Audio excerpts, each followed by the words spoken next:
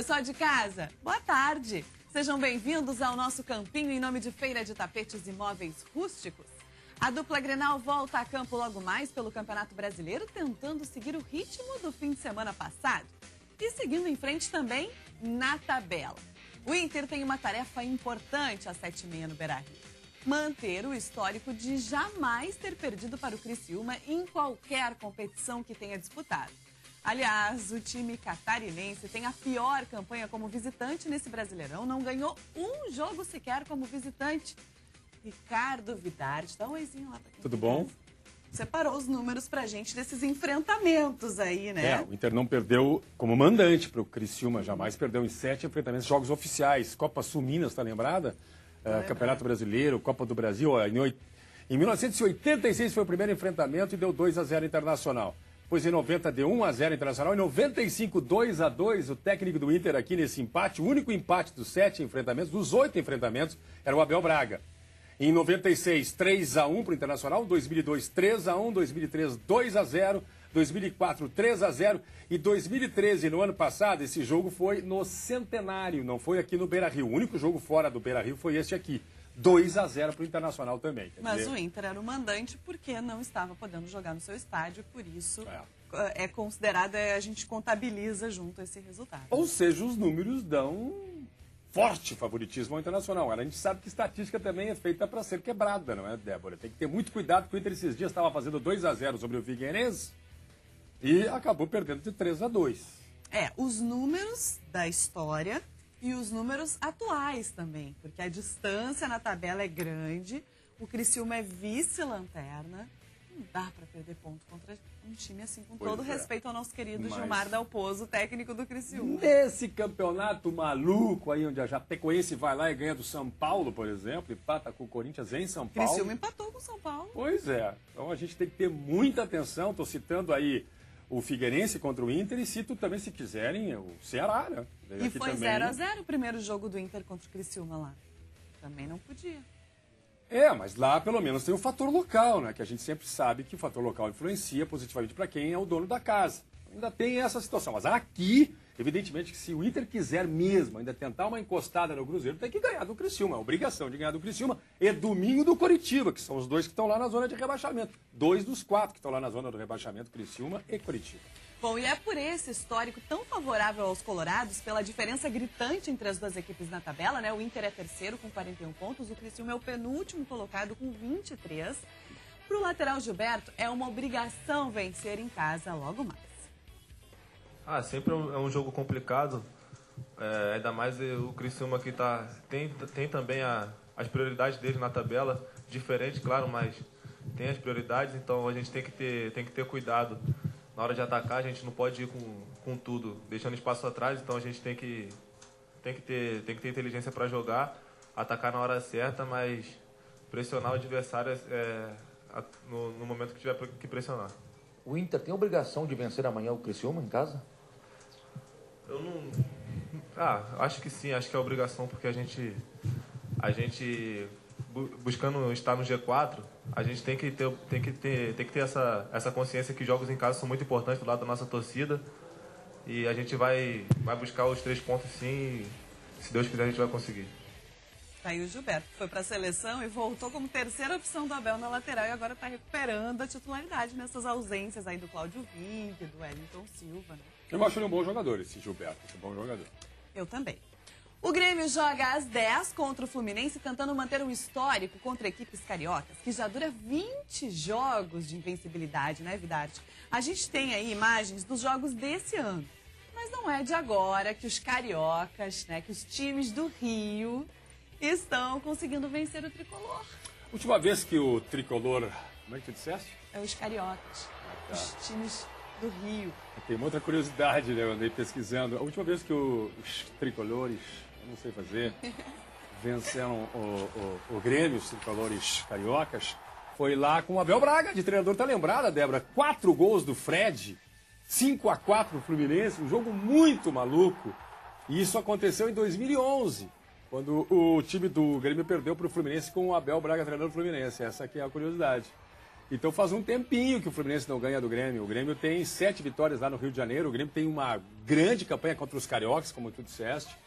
E eu tô com esperança, assim, né, pelo futebol gaúcho, a gente está sempre torcendo pro Grêmio Internacional, que possa evitar uma... Porque é adversário direto para a vaga da Libertadores. O Conca não está em campo hoje também. Exatamente. E o Rafael Sobis, teu amigo Sobis, deve ser o substituto do Conca, do argentino Conca. Ele dá velocidade lá na frente, mas ele não trabalha jogadas do meio para frente, principalmente como o Conca vem fazendo, né?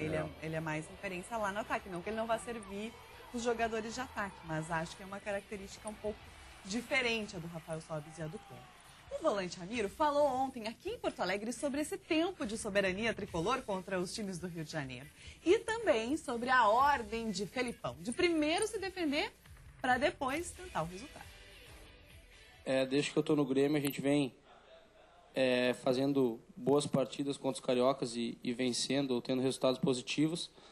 Mas acredito que o que passou. A gente tem que pensar no hoje, pensar no Fluminense amanhã, que é uma história totalmente diferente. O que aconteceu não vale de nada se a gente chegar amanhã e perder. Então, encarar como uma decisão, um jogo de 90 minutos onde a gente vai ter que dar o nosso melhor e buscar a vitória. Jogando fora de casa, o intuito é esse, é não sofrer gols, né?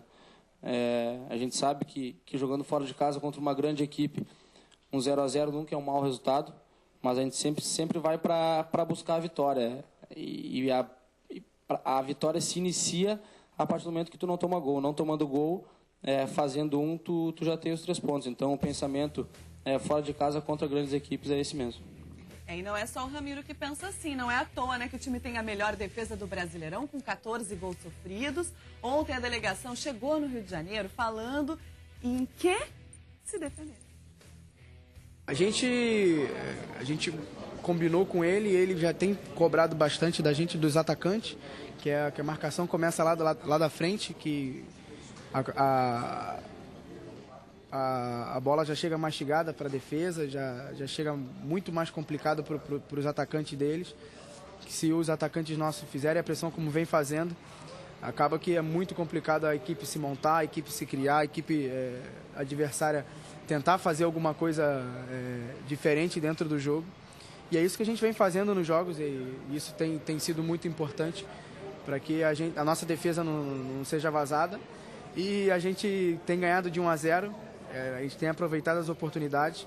Eu acho que a gente tem que aproveitar mais ainda para sair com um jogo mais tranquilo, em vez de 1-0, 2-0, para que a gente não sofra um pouquinho no final. Eu acho que o nosso grupo tem mostrado que é forte e qualificado.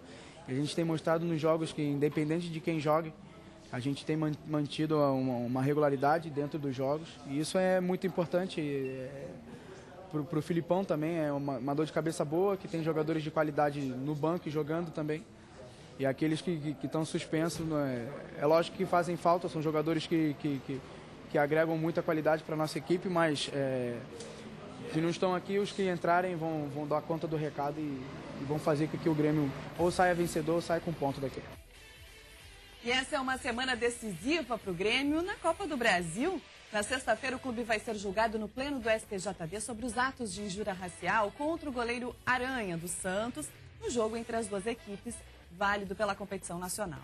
Ontem aconteceu um seminário sobre racismo na Federação Gaúcha de Futebol e o volante Tinga, do Cruzeiro, que também foi vítima de racismo esse ano pela Libertadores, falou sobre o que aconteceu na Arena em uma entrevista ao César Fares. Eu, particularmente, fiquei muito chateado com o que aconteceu com o Aranha, primeiro pelo profissional que é, e segundo por ter acontecido aqui na minha cidade, no meu estado, num clube onde eu joguei, onde eu fui muito feliz também. E de repente você vê um clube com uma história de tantos anos ser taxado no Brasil todo por um clube racista, onde a gente sabe que foi uma pequena parte que fez aquele ato, mas ao mesmo tempo, assim, eu acredito que às vezes falta um pouquinho de amor para as pessoas, porque a gente sempre lutou pela liberdade de expressão, mas quando você dá uma opinião, aquelas pessoas que não acham o que você está falando correto, elas já se tornam seu inimigo, né? É isso que as pessoas têm que entender. Opinião é opinião, se não gostou da opinião, acabou, mas eu não me torno um inimigo ou não gosto do clube, enfim, jamais. Eu tenho o maior carinho pelo Grêmio. e fui muito apoiado pela torcida o tempo que vivi, mas eu acredito que o clube perdeu uma oportunidade de, no segundo jogo, mostrar que aquilo que aconteceu foi de uma minoria, né? Poderia ter agido de outra forma, se não quisesse gritar o nome do jogador, que talvez poderia ser exagero, mas pelo menos que não utilizasse o jogador de outra forma. Então a gente tem algumas coisas dentro do esporte que a gente acha que no esporte pode tudo. Então o que eu acredito que a torcida fez? Pô, não vou chamar o Aranha de macaco, mas chamou de 500 coisas até piores, enfim. Então acredito que a gente perdeu um pouquinho dessa oportunidade de tratar com amor, enfim. A gente está aí nessa luta, tentando cada vez mais conscientizar as pessoas. A gente já tem tantas dificuldades no nosso país para se viver, né? Hoje a gente busca segurança para viver, a gente busca tranquilidade, paz, é uma correria o dia inteiro, tudo é mais difícil. De repente a gente traz ainda mais problema para a gente, coisas que não deveriam mais acontecer. Nós deveríamos aqui estar discutindo sobre melhoria na educação, no trânsito, em outras coisas. A gente está discutindo um assunto que já deveria ser muito ultrapassado, porque nós vivemos aí em 2014 já, e nós estamos discutindo uma coisa que a gente sabe que não tem diferença nenhuma, porque o branco, o negro, quando ele está doente, ele sente a mesma dor, quando ele está com sede, a sede é a mesma, então não tem diferença. Posso entregar a taça para o Cruzeiro? Você que hoje é jogador do Cruzeiro, tá lesionado, mas faz parte desse elenco vitorioso. Só se me disser que acabou o campeonato hoje. Se acabou o campeonato hoje, você pode, pelos pontos que a gente tem.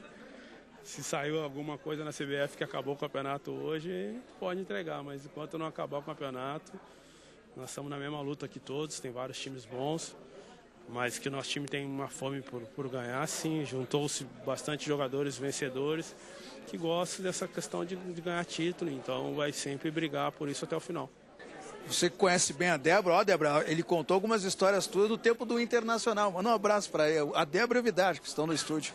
Cara, aí são pessoas que eu tenho um carinho muito grande, são pessoas que vivenciaram a minha carreira dos dois lados, né? De tempo que vivi no Grêmio, tempo que vivi no Inter. Graças a Deus, sempre foi momentos bons, eles sempre estavam lá na frente do vestiário, porque era sempre momentos de conquistas dos dois lados. E são pessoas que sempre tiveram um respeito muito grande, pessoas que têm um profissionalismo muito grande. Queria deixar um abraço grande aí para a Débora Vidal. Obrigada, Altinga. Gente finíssima, pessoa maravilhosa. Tenho orgulho de ter convivido, trabalhado perto dele aí. E essas histórias que ele diz ali do vestiário, do Inter, deve ser porque um dia até uma escola de samba eu levei lá para ele cantar e Tinga, teu povo te ama, né? Eu não sei, me inclua fora dessa. Agora, Vidarte, vamos falar sobre essa esperança dos tricolores na sexta-feira. Não é mais esperança, vou dar uma informação que olha, eu vou assegurar para a torcida do Grêmio que o Grêmio não será excluído, não terá confirmação no pleno do STJD. Aquela primeira instância deu a exclusão do Grêmio da Copa do Brasil. O Grêmio não mais será excluído. O Grêmio deve pegar de 2 a 3 jogos. É a única dúvida que eu tenho. Eu conversei com um cara que está lá dentro do Superior Tribunal de Justiça Desportiva. E essa que será a punição para o Grêmio. O julgamento começa às 10 da manhã. Ele acredita que no máximo a 1 da tarde, pena que o nosso SBT Esporte já terá terminado, mas provavelmente 1 da tarde nós teremos essa resposta. E o Grêmio então vai enfrentar o Santos de novo pela Copa do Brasil. Não está eliminado pela Copa do Brasil. Já tem.